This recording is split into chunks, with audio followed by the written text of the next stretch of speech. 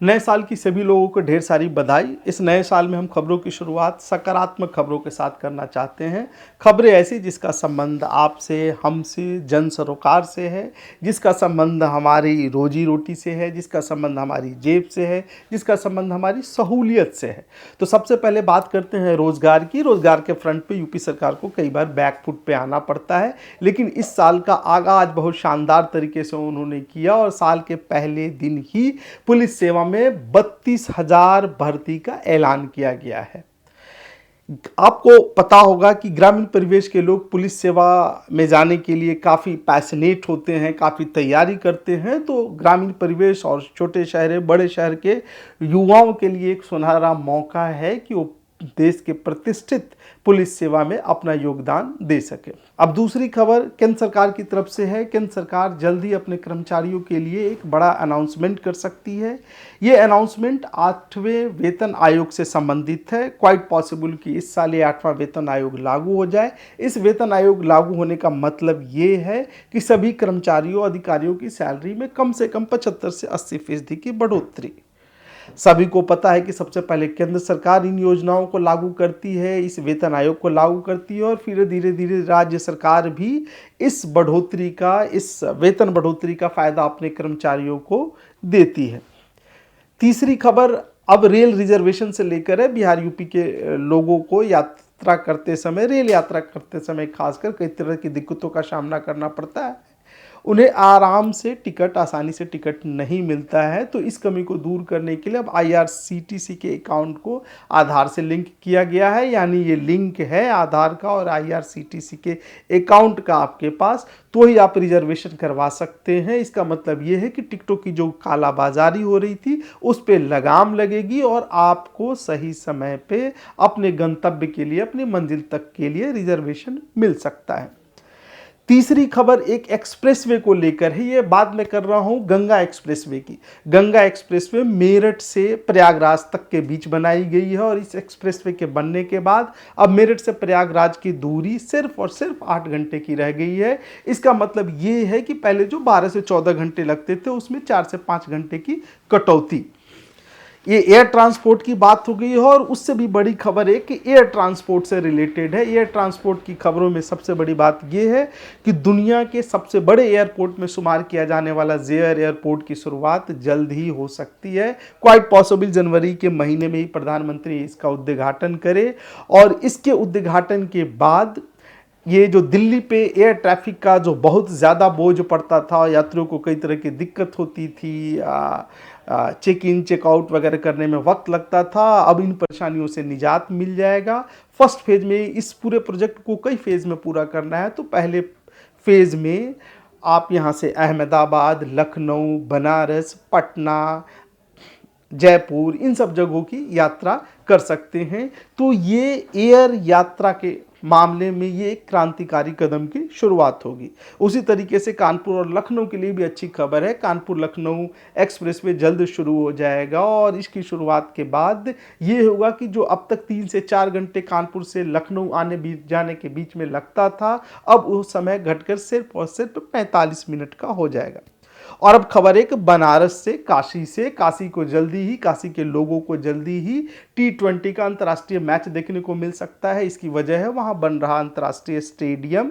ये इस स्टेडियम की थीम भगवान शिव और उनके त्रिशूल के आधार पर रखा गया है और ज़्यादा संभव है, ज़्यादा गुंजाइश ये है कि इस अंतर्राष्ट्रीय क्रिकेट T20 का मज़ा इस साल ही काशी वासियों को मिल जाए।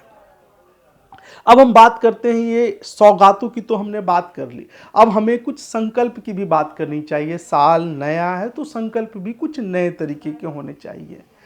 आपने, हमने सब लोग रूबरू होते हैं इन सब परेशानियों से, रोड की परेशानियों से, ट्रैफिक की परेशानियों से, सफाई से संबंधित परेशानियों से, और इसके लिए शासन प्रशासन और बाकी दूसरे लोगों को हम लोग कोसते हैं। लेकिन अगर हम और आप लोग भी थोड़ी जिम्मेदारी दिखाएं, थोड़ा संयम, आत्मसंयम, अनुशासन और धैर्य दिखाएं, तो ये ट्रैफिक कि जो इतनी दुश्वारियां हैं उसमें थोड़ी कमी आ सकती है। ट्रैफिक सिग्नल को देखकर ही अपनी गाड़ी चलाएं। जो पेडेस्ट्रियन हैं उनके लिए जगह छोड़े, इन सब चीज़ों से, या फिर सफाई वगैरह जहाँ इसका इंतज़ाम किया गया है कूड़ा कचरा फेंकने का, अगर वहीं डाले तो ये परेशानी थोड़ी बहुत ज़रूर हल हो सकती है।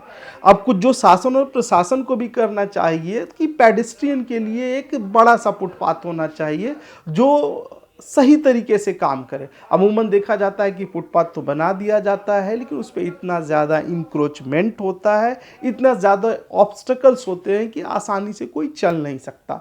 उसी तरीके से कहने के लिए तो साइकिलिंग के लिए एक अलग से रोड बनाया गया है, एक अलग से जगह दी गई है, लेकिन वहाँ साइकिल क्या, कोई पैदल चलना भी मुश्किल है। तो अगर शासन प्रशासन और आम लोग अपनी चीज़ों को लेकर, अपने शहर को लेकर, अपने आसपास की व्यवस्थाओं को लेकर थोड़ा संयम, थोड़ा धैर्य, थोड़ा आत्म अनुशासन बनाएं, तो हमारी स्थिति भी विदेशों की तरह हो सकती है। क्योंकि विदेशों में हम और आप ही करे रूल्स रेगुलेशंस की वजह से इन नियमों को फॉलो करते हैं, लेकिन अपने देश में इन नियमों को भूल जाते हैं। तो ज़रूरत ये है कि यहाँ भी अपने रूल्स रेगुलेशंस को फॉलो करें। अब बात करते हैं कुछ आज की खबरों को लेकर। आज की खबरों में ये है, अमूमन ये धर्मगुरुओं, मौलानाओं, इनकी भाषा, इनकी बोली ऐसी होनी चाहिए जो लोगों को जोड़े, लोगों में सामंजस्य और सद्भाव कायम करे, लेकिन ऐसा होता नहीं दिख रहा है। रोज़ कुछ इस तरीके के उटपटांग बयान आते हैं, जिसके बयान के बाद फिर बयान आते हैं, फिर पलटवार होता है और स्थिति धीरे धीरे धीरे थोड़ी अजीबोगरीब होनी शुरू हो जाती है। ये ताज़ा मामला आईपीएल से जुड़ा हुआ है। आईपीएल में केकेआर की टीम ने बांग्लादेश के एक तेज़ बॉलर को अपने यहाँ शामिल कर लिया। केकेआर की टीम के मालिक हैं शाहरुख खान। बस उस पर अब सियासत शुरू हो गई है। सबसे पहले संगीत सोम है, वो बीजेपी के फायर ब्रांड नेता हैं। उन्होंने कहा कि भाई बांग्लादेश के साथ हमारे संबंध अच्छे नहीं हैं।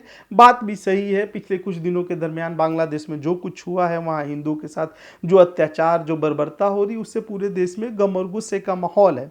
तो ऐसी स्थिति में बांग्लादेश के प्लेयर को अपनी टीम में शामिल करने से परहेज करना चाहिए, इस ओर ही उन्होंने ध्यान दिया। साथ ही उन्होंने बहिष्कार की भी धमकी दे दी।